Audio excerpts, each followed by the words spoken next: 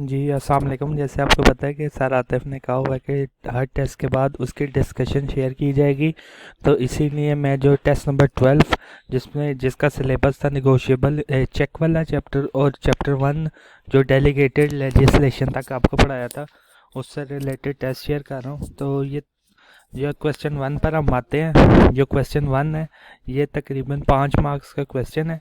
इसमें वो हमसे पूछ रहा है कि निगोशिएबल इंस्ट्रूमेंट एक्ट 1881 में डिस्क्राइब करें कि क्रॉसिंग ऑफ चेक का पर्पस क्या है, और ये भी बताएं कि जो चेक है एक दफ़ा क्रॉस हो सकते हैं या एक से ज़्यादा दफ़ा क्रॉस हो सकते हैं। तो इसका अब हम सोल्यूशन डिस्कस करते हैं। सबसे पहले तो पर्पस ऑफ क्रॉसिंग ये होता है कि हम चेक को क्रॉस इसलिए करते हैं कि चेक जो है डायरेक्ट पेई के अकाउंट में जाए, ठीक है।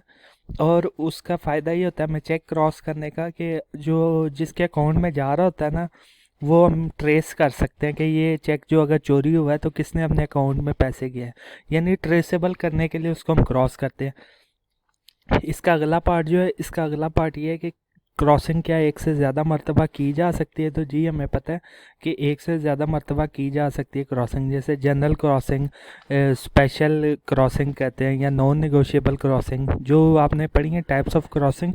बस आपने उसका यही बताना है कि क्रॉसिंग एक से ज़्यादा मरतबा हो सकती है। जी क्वेश्चन 2 की बात करते हैं हम। इसमें कि एक चेक जो बिलाल और उसके ऑर्डर को पेबल है, ठीक है, वो बिलाल से चोरी हो गया और बिलाल के जो है जाली साइन उस पर किए गए। फोर्ज्ड का मतलब होता है जाली या नकली। और बैंकर जो है वो चेक पे कर देता है ड्यू कोर्स में। तो अब बताना हमने ये है इसमें कि बैंकर जो है डिस्चार्ज है लाइबिलिटी से या नहीं, या इसमें किसी किस्म का जो अगर डिफरेंस है सिग्नेचर में, तो ये चेक करना। यानी लिखा हुआ है would it make any difference if drawer signature were forged. अब हमें पता है कि जो अगर चेक पर जो है क्या नाम है पेई के सिग्नेचर्स जो है जाली हो ना, तो वो उस पे बैंक जिम्मेदार नहीं होता, क्योंकि वो समझ रहा होता है उसे चेक ड्यू कोर्स में मिला है। और वो जो साइन ज़रूरी भी नहीं है कि जिसको चेक पे होना है, यानी बिलाल वो उस बैंक में उसका अकाउंट है या नहीं है, और वो कैश की फॉर्म में भी आ सकता है कि उसने सिर्फ चेक देना है और कैश ले जाना है। ये बात हो गई। अगर तो चेक जो जाली है उस पे वो जो है वो उसके बिलाल के या ऑर्डर के हैं, बिलाल की एंडोर्समेंट जाली है, तो इसकी जिम्मेदारी बैंकर पर नहीं आएगी, ठीक है, क्योंकि उसको ड्यू कोर्स में मिल रहा है चेक, तो वो लाइबल नहीं है। लेकिन दूसरी तरफ अगर अगली बात पे आए कि ड्रॉअर के सिग्नेचर जाली हो, तो उसकी जो रिस्पॉन्सिबिलिटी है वो बैंकर पर होगी और वो लॉस बेयर करेगा, क्योंकि ड्रॉअर के जो सिग्नेचर होते हैं आपको पता है वो बैंक में रिकॉर्डेड होते हैं। यानी जो आपको चेक दे रहा होता है, जब उसका चेक पहुंचता है बैंक में किसी को पैसे देने के लिए, तो बैंक जो चेक पर हुए साइन होते हैं ड्रॉअर के, और जो उनके पास सेफ साइन पड़े होते हैं रिकॉर्ड में, वो मैच करके देखते हैं कि वो मैच होते हैं या नहीं। तो ये 6 मार्क्स का क्वेश्चन था। हर एक रिक्वायरमेंट के 3-3 मार्क्स थे, ठीक है जी। क्वेश्चन 3 पर आते हैं। क्वेश्चन 3 पर जो है वो डिफरेंस चेक और बिल ऑफ एक्सचेंज का पूछा गया। ये 5 मार्क्स का क्वेश्चन था। इसमें हम 5 डिफरेंस लिख दे तो पूरे मार्क्स आ सकते थे। मेजर डिफरेंसेस जो चेक और बिल ऑफ एक्सचेंज में, वो ड्रॉई का है, ठीक है जी। चेक में जो है बैंक हमेशा जो ड्रॉई होगा वो बैंक होगा। बिल ऑफ एक्सचेंज में ये बैंकर भी हो सकता है या कोई और शख्स भी हो सकता है। पेबल और डिमांड एक डिफरेंस है। इसमें जो है चेक पेबल सिर्फ और सिर्फ डिमांड पर होता है, और जो बिल ऑफ एक्सचेंज है वो डिमांड पर भी पेबल होता है, और सर्टन पीरियड के एक्सपायरी के बाद भी वो पेबल बन जाता है। अगला डिफरेंस जो पेबल टू बेरर और डिमांड, चेक जो है वो पेबल होता है बेरर और डिमांड पे और वैलिड होता है, और जो बिल ऑफ एक्सचेंज होता है वो बिल जो है payable on payable to bearer on demand होता है, यानी ये एब्सोल्युटली वॉइड होगा, ठीक है। इसको सिर्फ और सिर्फ एंडोर्समेंट से दिया जा सकता है। अगले बात करें एक्सेप्टेंस की, तो चेक को जो है एक्सेप्टेंस ड्रॉई की चाहिए होती है पेमेंट से पहले, लेकिन जो बिल है वो चाहे तो वो बना दे लाइबल किसी को, या चाहे तो वो सिर्फ और सिर्फ प्रेजेंट करने पे बिल ऑफ एक्सचेंज जो पेबल होता है।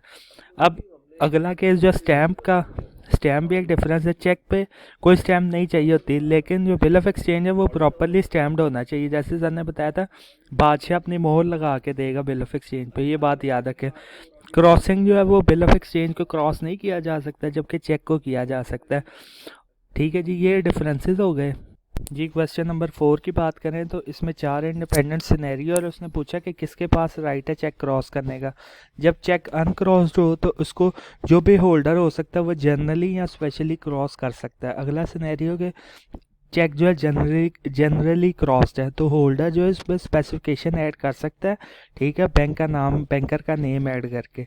अब अगला पॉइंट है कि चेक क्रॉस्ड है जनरली और स्पेशली, ठीक है जी। तो इस केस में बैंकर जो है इसमें होल्डर सॉरी जो है इसमें जो है निगोशिएबल या नॉन निगोशिएबल का वर्ड लिख दे तो वो और क्रॉसिंग स्पेसिफिक हो जाएगी। अब अगला जो चेक जो है क्रॉस्ड है स्पेसिफिकली, तो इस केस में बैंकर फिर इसको क्रॉस कर सकते हैं कि और कलेक्शन एजेंट का नाम लिख सकते हैं। अच्छा जी क्वेश्चन 5 पर आए तो इसमें है कि जब नेशनल असम्बली सेशन में नहीं है तो कोई लॉ जो है तरीका है कि पार्लियामेंट के अलावा भी बनाया जा सके और इसका टेन्योर क्या होगा। तो हम देखते हैं कि हमारे पास ऑल्टरनेटिव ऑप्शन है कि प्रेसिडेंट जो है वो किसी भी सूरत हाल में जब नेशनल असम्बली और सेनेट सेशन में नहीं है तो वो एक ऑर्डिनेंस जारी कर सकता है, ठीक है, और वो 120 दिन तक वैलिड रहता है जब तक कि उस दौरानिए में नेशनल असम्बली और सेनेट में से अप्रूव नहीं हो जाता, इसके बाद वो ख़त्म हो जाता है। और अगर नेशनल असम्बली चाहे तो 100 दिन के लिए मज़ीद इसको एक्सटेंड कर सकती है और इसके बाद ये ख़त्म हो जाता है, ठीक है जी। ये इस क्वेश्चन नंबर 5 का आंसर था। अब क्वेश्चन नंबर 6 पर आते हैं। ये एमसीक्यूज दिए गए हैं। इसमें पहले हमें बताया which instrument is payable immediately, payable on demand, cheque या प्रॉमिसरी नोट या बिल ऑफ एक्सचेंज है या ऑल ऑफ दिस। तो इसका ऑप्शन ये है, चेक जो है वो पेबल ऑन डिमांड होता है, जब प्रेजेंट किया जाए बैंकर को पे करना पड़ेगा। Addition of words non negotiable to the crossing, इसका आंसर जो सी ऑप्शन है कि does not restrict further transferability of cheque. सिर्फ ये जो निगोशिएबिलिटी का करेक्टरिस्टिक है वो चेक से ले लेता है, नॉन निगोशिएबल का वर्ड जब हम ऐड करते हैं। थर्ड एमसीक्यूज में कि where a cheque bears across its face the name of banker the crossing is, जब बैंकर का नेम ऐड कर दिया जाए तो इस केस में स्पेशल क्रॉसिंग हो जाती है।